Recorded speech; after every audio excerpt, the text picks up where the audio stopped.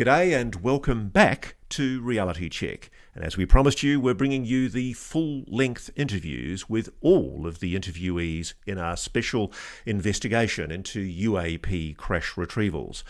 And one of the three men who strongly backed the credibility of our primary interviewee, Jake Barber, in the story was Fred Baker. And Fred Baker is a highly experienced former Tier 1 operator who showed great courage to step up to back the credibility of our primary interviewee, Jake Barber. Fred is a legend in the US Air Force combat control and special operations community.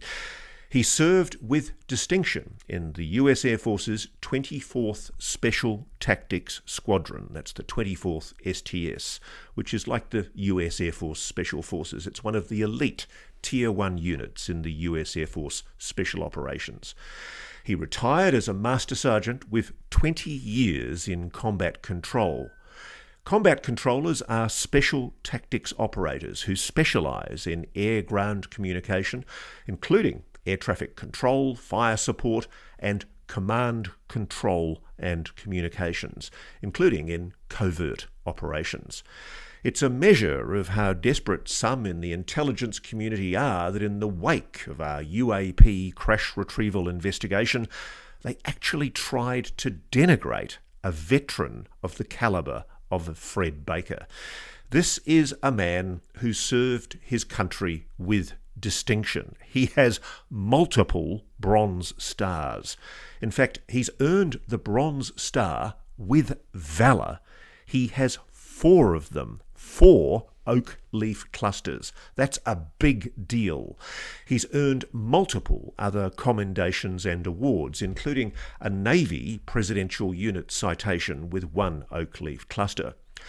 And it's a measure of just how desperate and frantic the legacy program cover-up is right now that the bad apples in defence and intelligence are calling upon their shills in social media to attack a legend like Fred. It will backfire because the Tier 1 community is angry at how their comrades are being treated for telling the truth.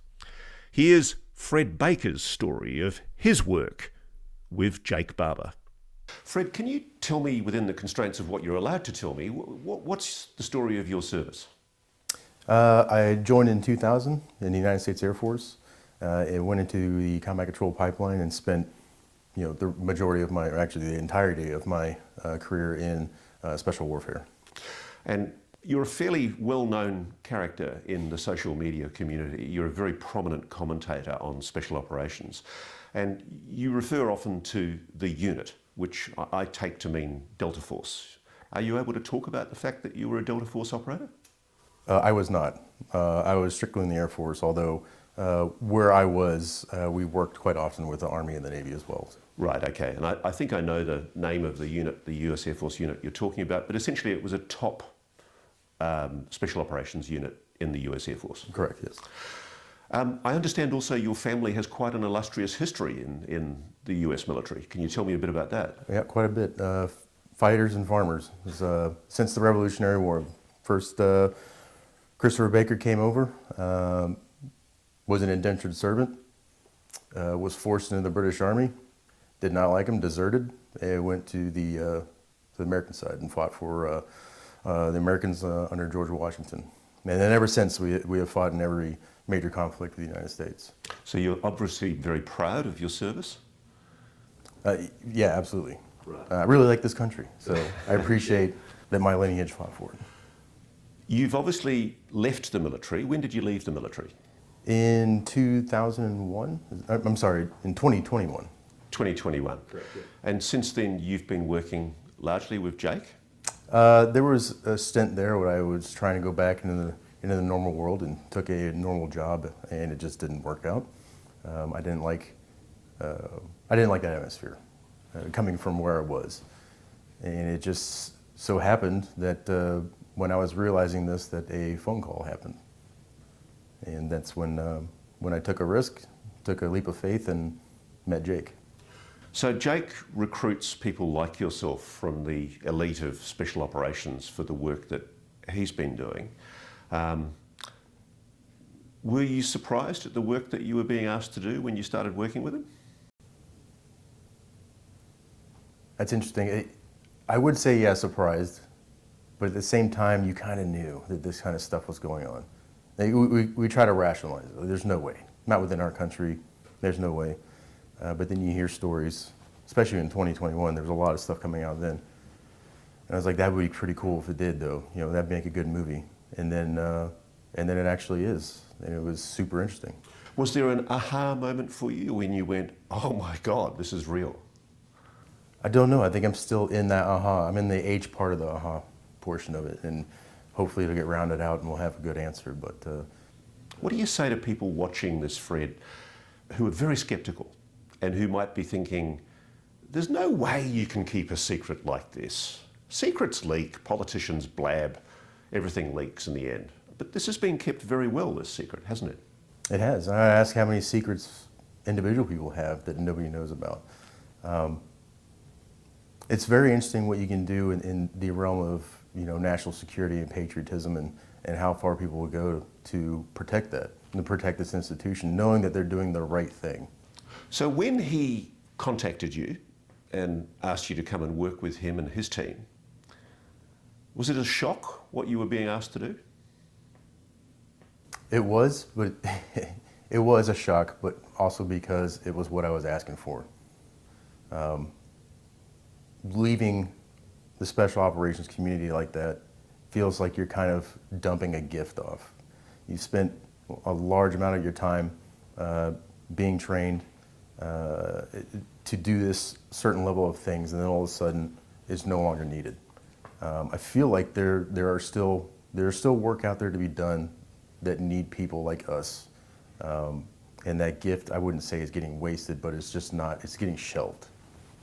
So I was very happy that happened. Surprised, yes, but it felt like all the childhood dreams were coming together.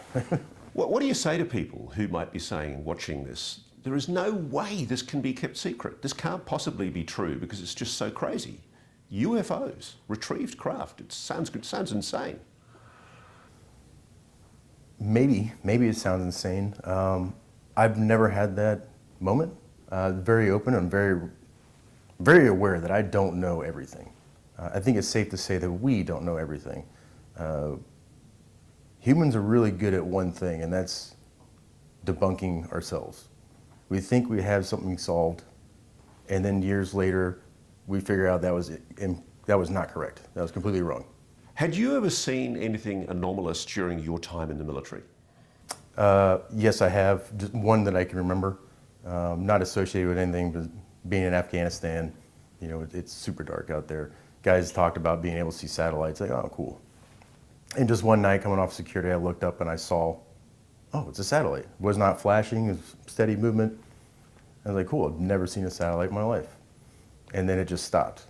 And then it did a half circle, and then it just shot off.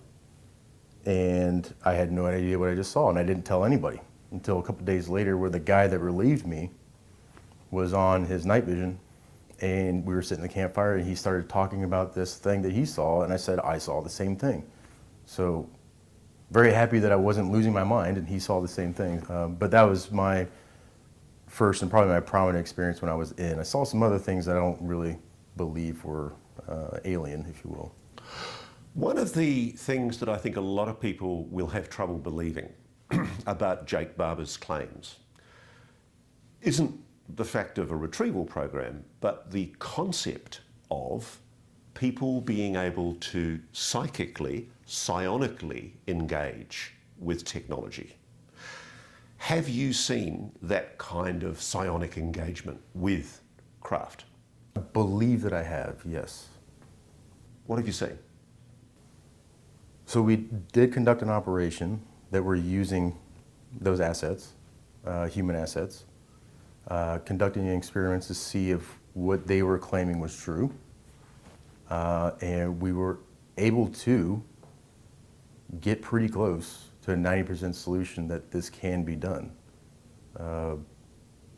Just too many coincidences. What would you say to the debunkers who would say, you're clearly letting your eyes play tricks with you? Come on out.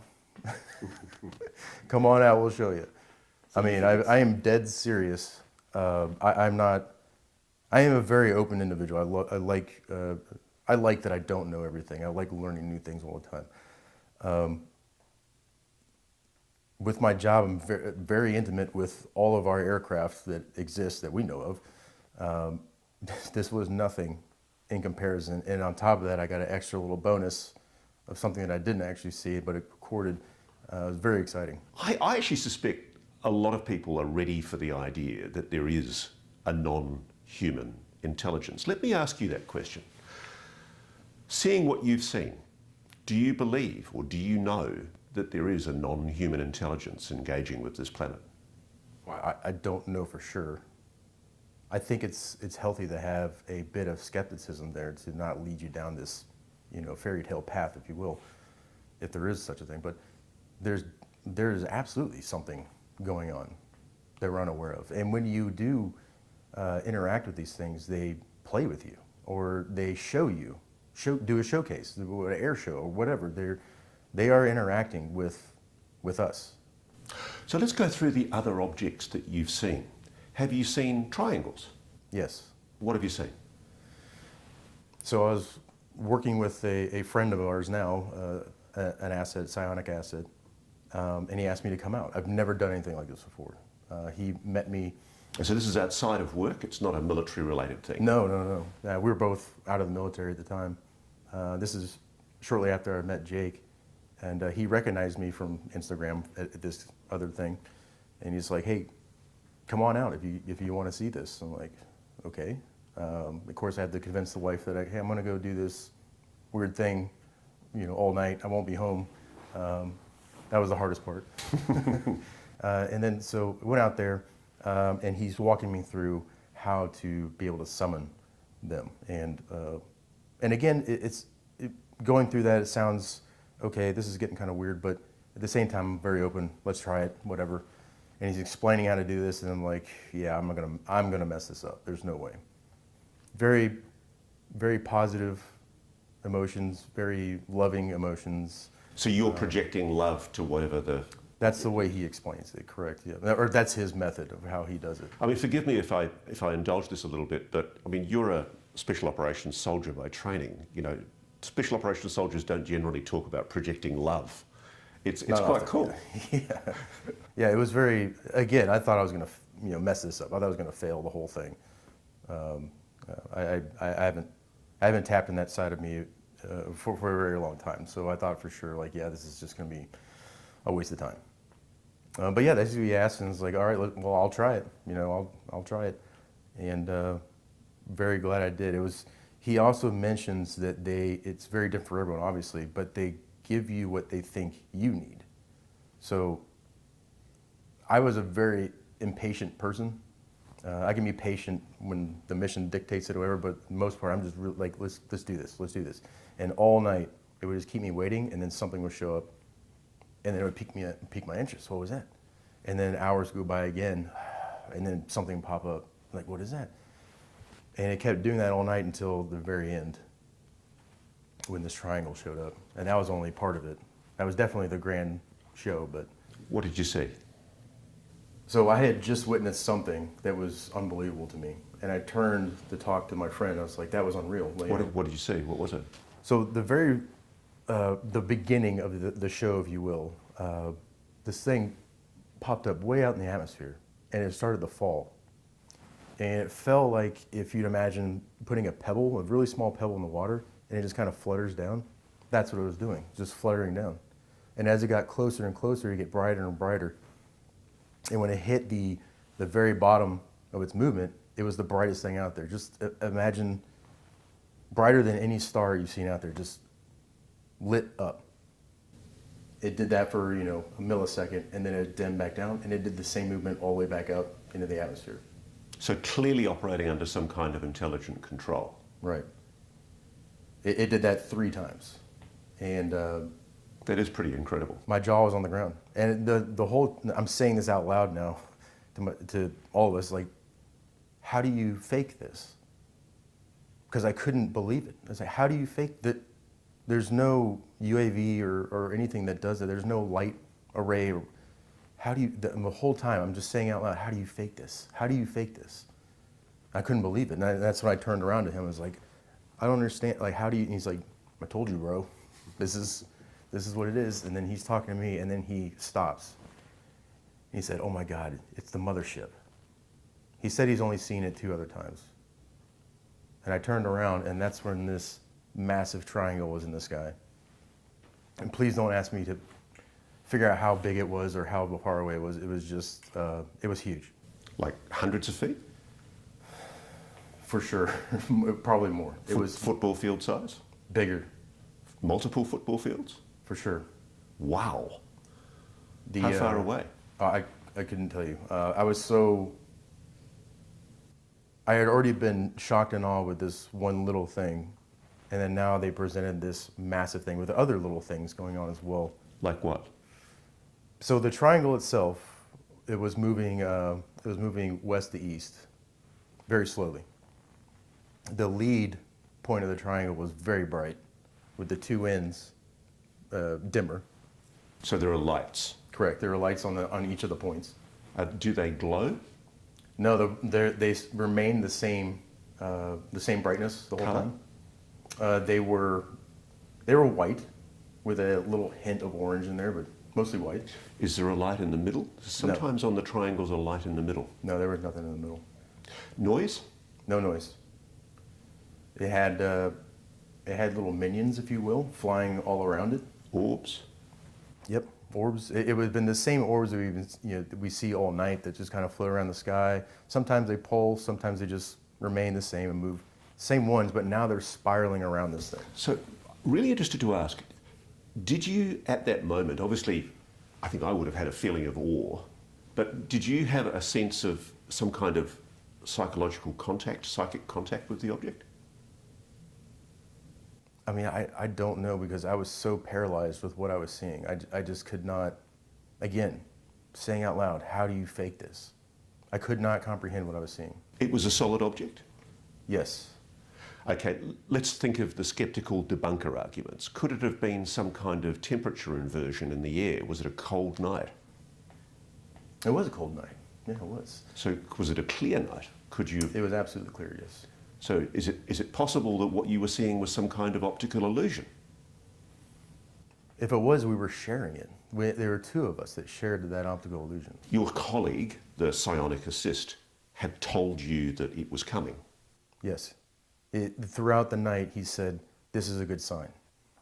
Everything that we saw, like, this is a good sign. It's going to be a big night. So, as we know, and as Jake has disclosed, this is what has been happening secretly in various secure installations around the United States for apparently quite a long time. I find it sad that the knowledge of this has been kept from humanity. It's beautiful. I mean, I don't want to sound like a hippie or something, but it's fantastic. The idea that it's possible to psychically connect with an intelligent entity of some kind. Correct, and I think it's going to lead, maybe even potentially, we haven't talked about it, but maybe it leads us back to the way we were when we were in touch with ourselves. Well, let's talk about that. I mean, do you think, I think for Jake, if I can speak for him, it's clearly been quite spiritual. It's been a transformation of awareness. Has it been the same for you? Yes, there have been a lot of moments like that where I've been on my hands and knees begging for help, and then it happens. It shows itself, and it's just confirmation. It's telling you, I'm not going to give you the answer, but we're here. Or maybe it's telling me that you can do it. You can get it. What would you say? I mean, one of the criticisms that's been made is that there are people in various arms of the military who believe that this is demonic, that it's evil. I really don't know, but I've had that conversation with a friend who is spiritual, religious. I was speaking to them about, I'm sure we'll get to it later, but things that I was seeing in my sleep or having visions or whatever it is. And they were telling me that those are demons. You got to stop. You got to stop. Because I'm telling them I don't know what to do with this. And you have to stop that. Now, with me personally, I'm having this battle of, You know, are they malevolent? Are they benevolent? I don't know. Or are they indifferent? I couldn't tell you, but there is definitely a positive sense there for the most part with them. When you interact, when you get that interaction, you get that verification, there's not a sense of dread. It's very much this is the answer for us. Which begs the question, is there something that you think perhaps humanity has lost in our technological civilization that means that it's been hard for us to learn how to connect in that way? Absolutely. I mean, we have things to communicate with each other, as basic as written language all the way to technology now where I can send a photo across the universe. For lack of a better term, it makes us lazy. You know, we don't exercise that specific muscle for long enough, it becomes useless.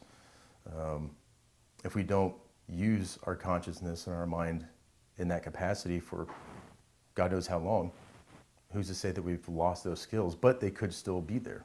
What do you think about the fact that this is being kept so secret? I mean, it would make life a lot easier. We wouldn't be very dependent on much when it comes to what we are now. But is it a good thing that the public doesn't know about this? I think people have a right to know that we're not alone. Yeah, I think they have a right to know, then they have the option. They can choose to venture on that or just completely ignore it or whatever, but it's still our choice. Like, we should have the option of whether I want to pursue this or not. So let's go to one of the stories that Jake's told us. Jake Barber has told us how he was advised that there were high-value targets, Panasonic tough books containing highly sensitive information which had been stolen from the program. There was an order out to recover them at all costs.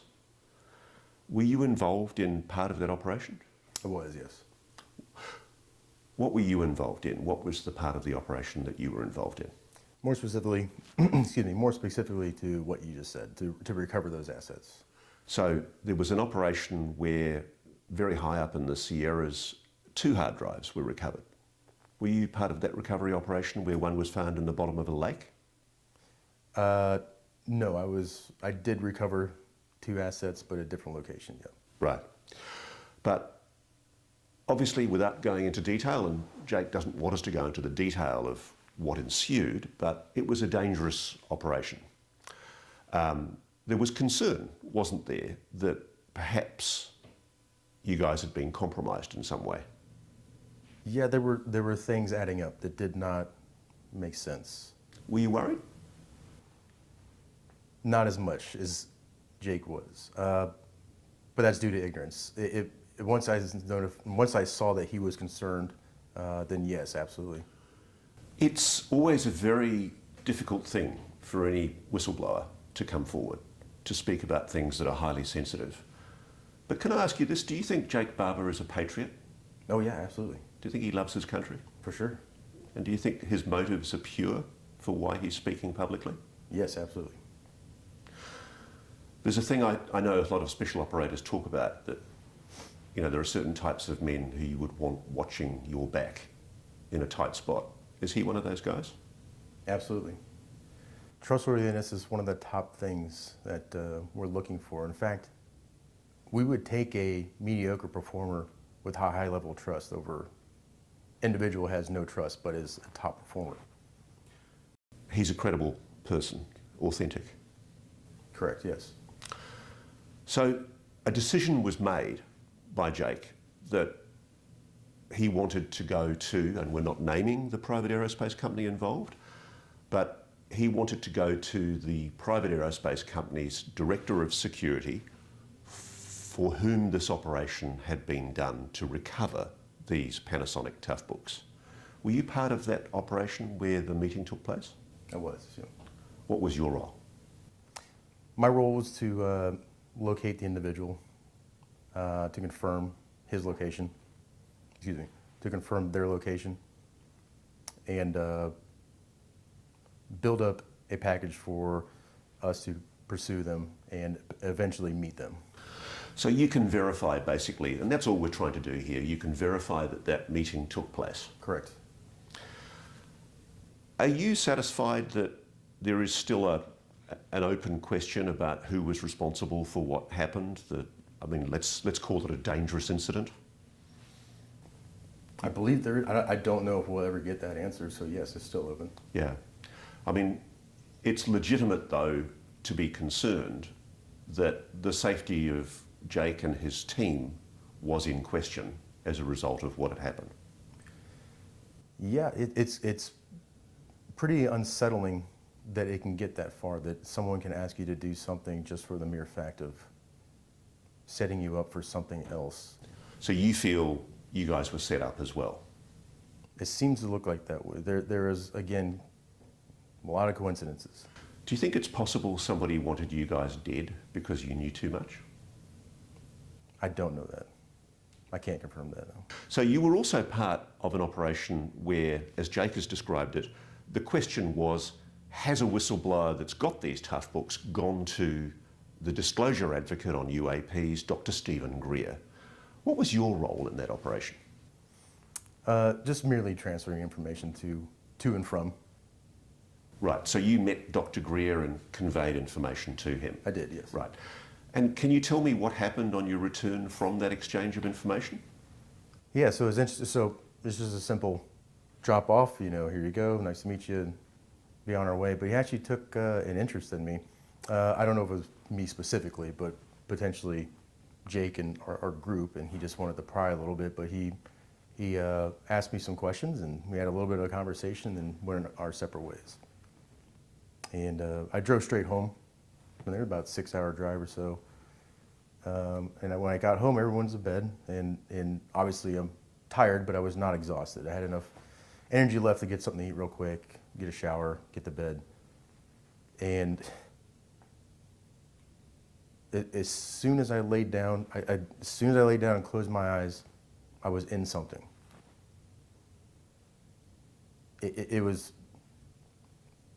It was very interesting because I was still very aware of my surroundings. I could hear the fan going, my wife's sound machine was going. I knew that I was in this moment. I was not asleep off in dreamland. And I was immediately, as soon as I closed my eyes, I was in this thing. And it very much looked, it was black and white. It looked like if you were running 100 miles an hour through the woods, just black and white branches going all over the place. And I could feel that I was there, and I was very excited, but somewhat confused. And then all of a sudden, this white circle showed, and it just started opening, very bright white. And it felt like I was pushing through something. And I was getting really excited. And then when I came through, I saw this little boy that was in like 1920s, 1930s garb, the coat, all wool coat with the vest and tie. He had the wool shorts. He had the ankle high boots on. He had that floppy cap on. I was like, oh, this is cool. This is really awesome. And he's looking right at me. And I actually focus on his face, and he's terrified. Of you? Which terrified me. And I could see the background. It's a dirt road with the street corner. It looked like a T intersection. So this isn't a dream? No, I was there. It's real? I was absolutely terrified. Have you ever heard of the term remote viewing? I have, yes. Have you remote viewed? Not that I know of. I'd like to have an answer on that thing, but no, I haven't officially tried, no. So it raises the question, what was it about your meeting with Dr. Stephen Greer that prompted that experience? Was there a correlation, a causation, do you think? I didn't correlate any of that. I just had this thing happen to me. And then the next morning I'm trying to reason with it, and I just, brought it up to Jake, texted him about it, and said, would these two come together at some point? Like, they're two separate incidences, but I feel like there's something going on there. Now, I understand you're part of the Skywatcher team that's going to try to provide the service that's being done secretly in the military in private enterprise. Correct, yeah. Are you excited about that? Always. It's always exciting. It's always something different, but yes. From what you've seen, will it work? Seems so. We had some pretty good luck, if you will, so far. But interesting enough, it seems that a lot of these things that people are talking about is true. The implications of what you're saying, though, Fred, are absolutely mind-blowing. Good. Good, let's do it. Let's rattle this thing up. Get us out of this, day-to-day mundane stuff, and let's get to the next level. And you think that's what we can do by doing this? Seems like we can. Do you know, it's funny, there have apparently been some people who've done the wrong thing, some bad apples along the way in the course of keeping this incredible secret that we're not alone. But the thing I find is perhaps the biggest secret is the most exciting one, that it's possible for all humans potentially to do this, that we can all learn how to do this. And it's fascinating to see how touched you are and Jake is by what is obviously quite a spiritual experience. It's very exciting. It's something that will change us for sure for the inevitable future, and probably in the right direction to get us away from starvation and war and need for this and need for that, but we're getting back on alignment to what our true purpose is. I mean, tell me if I'm taking this too far, but I mean, you're a warrior. You're a trained warrior. You're an absolutely elite soldier at the top of the American military in your time. There's a message here, and it's fascinating because to hear a warrior talking about love being the way that you communicate with these objects is just mind-blowing. It took me a long time to realize it, but we shouldn't be fighting wars for the fact that we hate a specific group of people, even if they're evil. It should be out of respect and love of what's behind us. So, having experienced both as a kid, basically, knowing that I hated these evil individuals and we needed to kill them, that didn't set me on the right path. And it took me too long to realize I shouldn't be doing this out of hate. I should be doing this out of the fact that I love these people, these innocent folks. And yes, evil shows its ugly head, but we can take care of that and continue back on our true purposes. You got kids? I do. What's your hope, knowing what you know now about this phenomenon? What's the hope that you have for your kids? This is probably one of my top purposes is for them. I want to give them a better life. What parent doesn't want the better life for our kids? And right now, all I'm seeing is the same. I'm going to give them the same life that I had. Potentially going to war, having to pay rent, whatever it is, it's the same thing. So you told me that your family has a very proud history, right back to the Revolutionary War, in fighting as warriors for America. Is it your dream that your child might be able to do this engagement with the phenomenon in a loving and peaceful way and maybe break that mold? Absolutely. I don't want my kids to end up where I've landed. And now I'm fighting another battle to get back to, my humanity. Why have that? Why is that a necessary thing? Let's just give them the humanity that they should always have. Final question. I'm sure there are still people watching this going, these guys have all gone crazy. He may be an elite soldier, but clearly he's nuts. This can't possibly be real. What do you say to those people?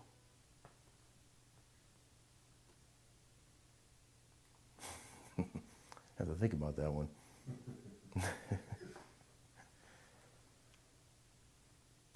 I don't think it's very far-fetched to, it's the movies that we all love to watch and the books we all love to read is that happy ending.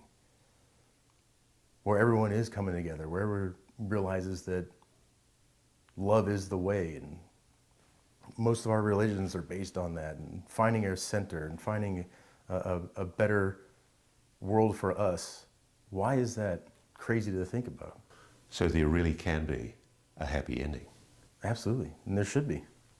We deserve that. Thanks for watching. Go to joinnn.com to find News Nation on your television provider. And please don't forget to click that red subscribe button to ensure you get more of News Nation's unbiased and fact-driven news coverage.